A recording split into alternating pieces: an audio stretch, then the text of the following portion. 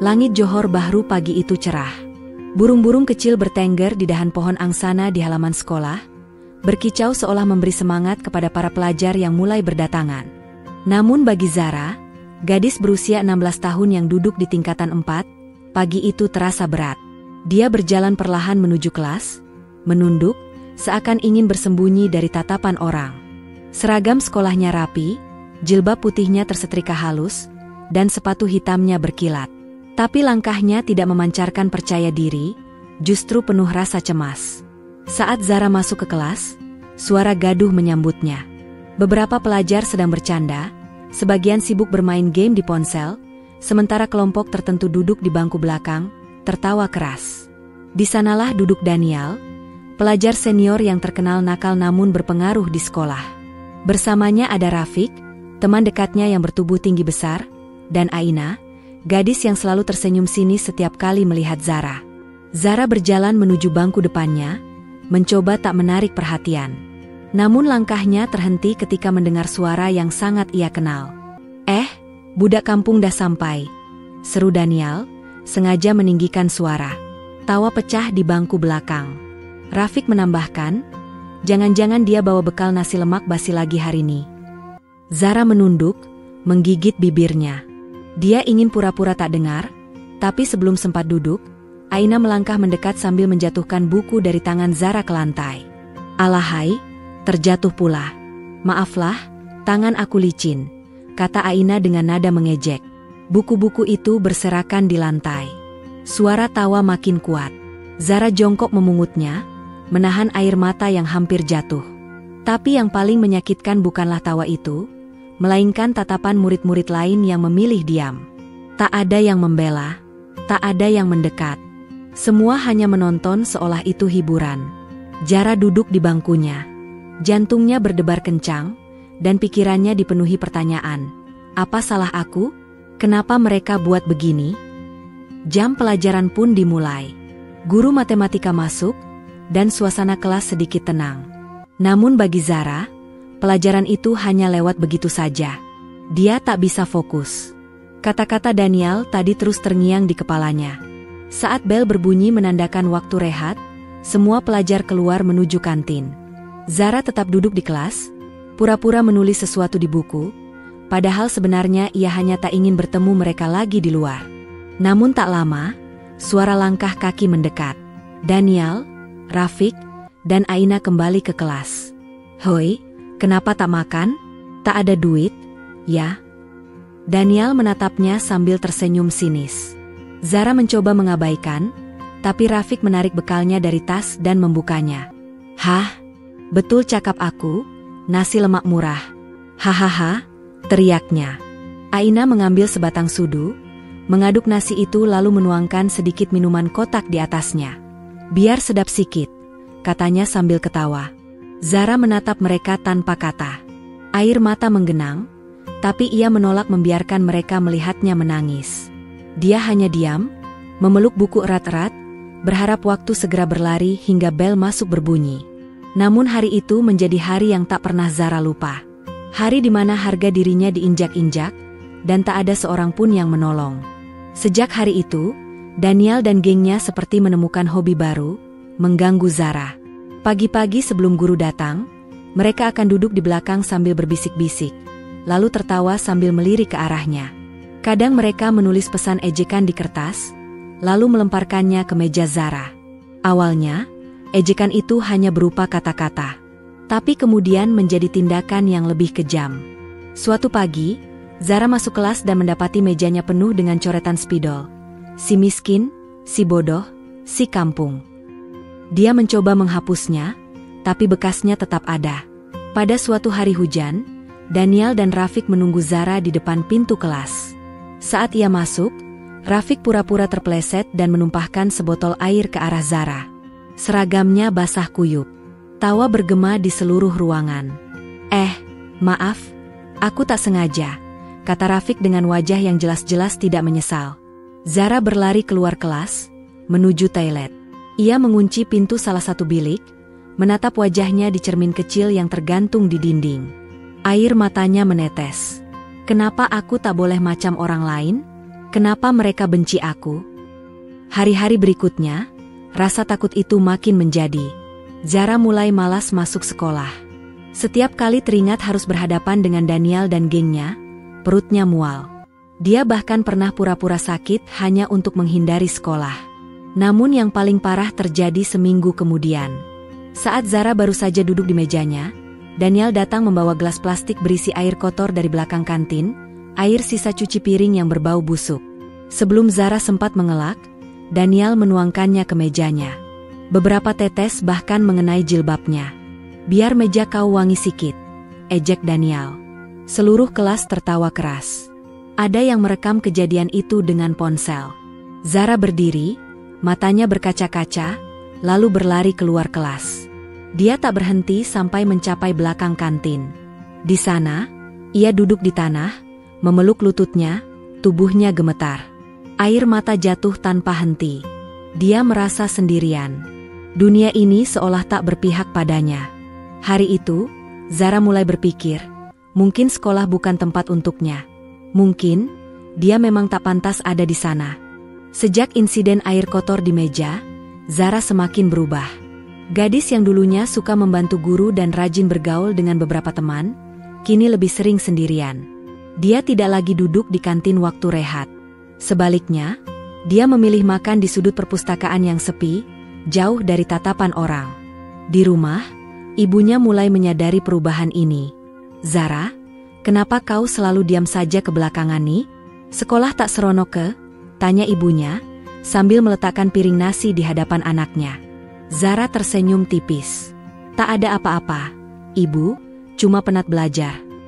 Itu kebohongan yang entah untuk keberapa kali ia ucapkan. Namun ibunya tahu, senyum itu bukan senyum yang sama. Mata Zara tidak lagi berbinar seperti dulu. Suatu pagi, ketika Zara bangun, tubuhnya terasa berat.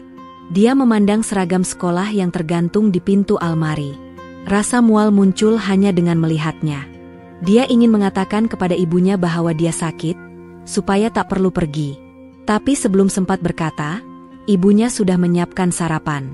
Dengan langkah berat, dia tetap berangkat. Di sekolah, tatapan Daniel dan gengnya langsung menusuk. Mereka tidak selalu menyerang setiap hari. Tapi bahkan ketika mereka hanya duduk diam, rasa takut itu tetap ada. Rasa was-was kalau tiba-tiba sesuatu akan terjadi lagi. Hari itu, saat jam sejarah sedang berlangsung, Zara merasa pergelangan tangannya perih. Dia baru sadar ada goresan merah, bekas cakaran saat kemarin berusaha merebut buku dari tangan Aina. Sakitnya tak seberapa, tapi rasa malunya jauh lebih parah. Cikgu Nadia, guru sejarah yang duduk di meja guru, kebetulan melihat Zara yang sesekali mengelus pergelangan tangannya. Setelah kelas selesai, beliau memanggil Zara ke mejanya. "Zara, Cikgu tengok kau muram aja akhir-akhir nih. Ada masalah di sekolah?" Zara menggeleng cepat. "Tak ada, Cikgu." Namun air matanya mulai menggenang tanpa bisa ia tahan. Cikgu Nadia menarik napas panjang. "Kalau kau simpan sendiri, masalah itu akan makin sakit. Cikgu cuma nak kau tahu, Cikgu di sini untuk tolong." Kalimat itu membuat Zara ingin sekali menceritakan segalanya. Tapi ketakutan lebih besar. Dia takut kalau Daniel tahu, masalahnya akan semakin parah. Dia hanya mengangguk kecil, lalu berjalan keluar. Namun setelah keluar dari bilik guru, Zara berdiri sebentar di koridor. Kata-kata Cikgu Nadia tadi terus terngiang. Mungkin, sudah waktunya untuk tidak memendam ini sendirian. Keesokan harinya, keberanian itu akhirnya muncul, meskipun sangat kecil. Zara mendatangi Cikgu Nadia sebelum kelas bermula. Suaranya bergetar saat berkata, "Cikgu, saya nak cerita sesuatu." Maka keluarlah seluruh cerita yang ia simpan selama ini. Tentang Daniel, Rafiq, Aina. Tentang ejekan, tawa, air kotor, dan semua rasa malu yang ia telan sendirian. Cikgu Nadia mendengarkan dengan wajah serius, tanpa menyela. Sesekali, mata gurunya itu terlihat berkaca-kaca. "Zara, apa yang mereka buat tuh salah. Sangat salah. Kau tak patut tanggung nih seorang diri." "Tapi Cikgu, kalau Cikgu tegur, mereka akan balas dendam," jawab Zara, suaranya hampir tak terdengar.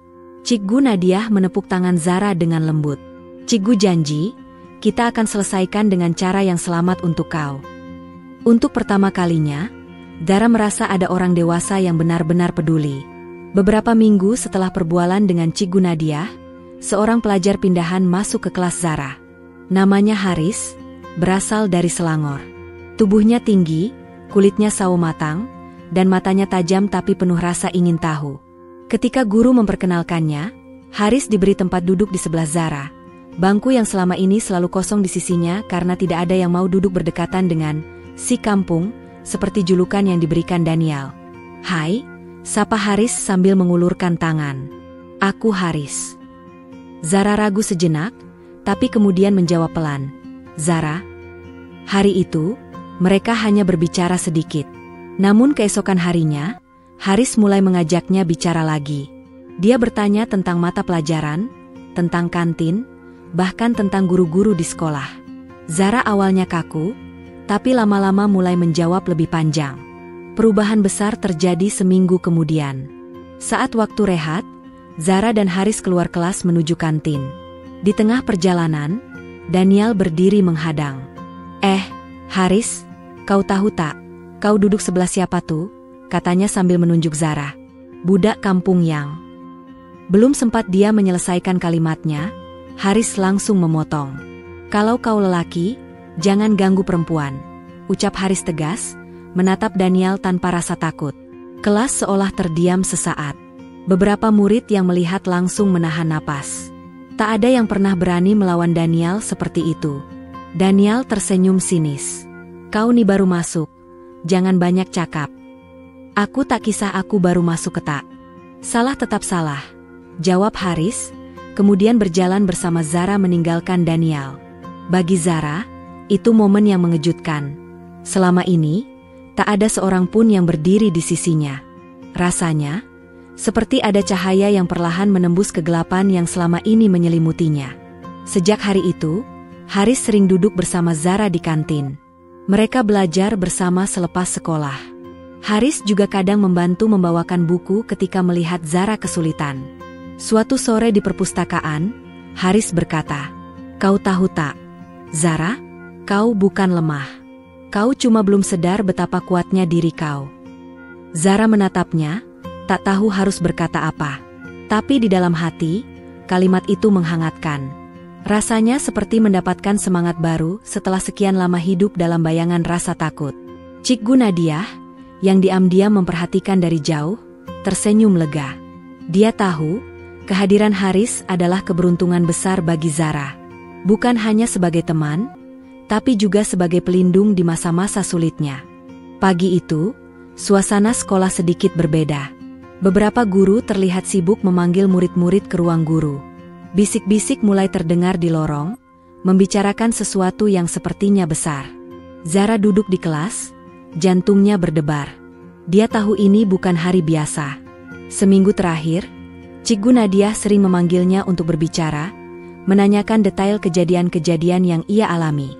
Tidak hanya itu, beberapa murid yang diam selama ini akhirnya memberanikan diri memberi keterangan. Dan yang paling penting, rekaman CCTV sekolah menjadi bukti yang tak terbantahkan. Di sana terlihat jelas Daniel menuang air kotor di meja Zara, Rafiq menumpahkan air ke tubuhnya, dan Aina menjatuhkan bukunya dengan sengaja. Hari itu, Zara dipanggil ke ruang guru.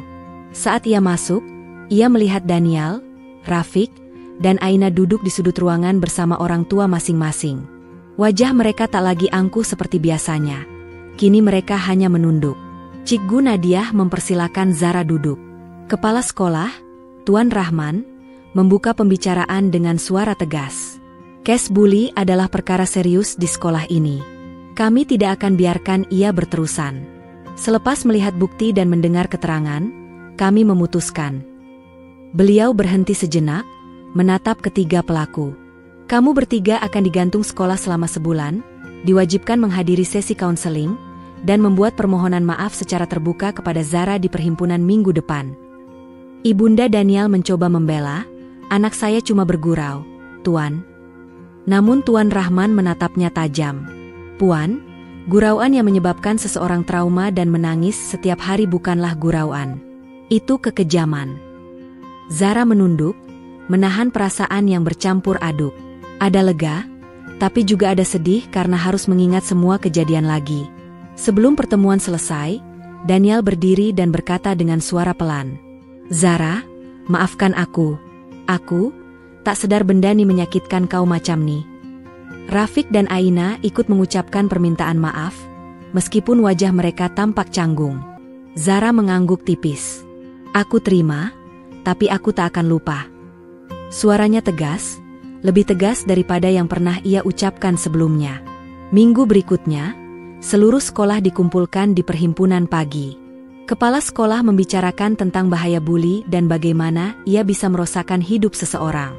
Lalu, di hadapan semua murid, Daniel, Rafiq, dan Aina meminta maaf secara terbuka kepada Zara. Banyak murid yang terkejut melihat keberanian Zara berdiri di depan semua orang, menerima permintaan maaf itu dengan kepala tegak. Tidak lagi menunduk, tidak lagi gemetar. Sejak hari itu, hidup Zara di sekolah berubah. Tidak ada lagi bisikan ejekan di belakangnya. Tidak ada lagi buku yang jatuh atau air kotor di mejanya. Di tengah perubahan itu, Haris tetap menjadi teman yang setia. Ia selalu menemani Zara belajar, kadang mengajaknya ke perpustakaan atau sekadar berjalan-jalan di halaman sekolah sambil berbincang ringan. Suatu sore, di bangku taman sekolah, Haris berkata, "Aku bangga dengan kau, Zara. Kau hadapi semua ni, kau bertahan, dan kau menang." Zara tersenyum, menatap langit yang mulai berwarna jingga. "Aku takkan mampu buat semua ni kalau kau dan Cikgu Nadiah tak ada." Haris tertawa kecil. "Kadang, kita cuma perlu satu orang yang percaya pada kita, untuk buat kita percaya pada diri sendiri." Waktu berjalan cepat. Ujian akhir tiba, dan Zara berusaha sekuat tenaga. Dia tidak hanya ingin lulus. Dia ingin membuktikan bahwa semua kata-kata yang merendahkannya dulu salah. Hari kelulusan pun tiba. Aula sekolah dipenuhi murid, guru, dan orang tua. Nama-nama pelajar terbaik dipanggil satu persatu. Saat nama Zara binti Ahmad disebut, tepuk tangan bergema di seluruh ruangan. Zara melangkah naik ke pentas, menerima penghargaan dari kepala sekolah. Di barisan penonton, Haris tersenyum lebar sambil mengangkat kedua ibu jarinya. Cikgu Nadiah menatapnya dengan mata yang berkaca-kaca, bangga seperti seorang ibu melihat anaknya tumbuh kuat. Saat Zara menatap kerumunan, hatinya berbisik, "Terima kasih, karena hadir di saat aku hampir menyerah. Terima kasih karena buat aku sadar bahwa aku berharga." Hari itu, Zara bukan lagi gadis yang hanya duduk menunduk di bangku depan. Dia adalah gadis yang telah melawan ketakutan, berdiri menghadapi pelaku, dan memegang kembali kendali hidupnya. Dan untuk pertama kalinya, dia merasa sekolah bukan lagi tempat yang menakutkan, melainkan tempat di mana luka bisa sembuh, dan sahabat sejati ditemukan.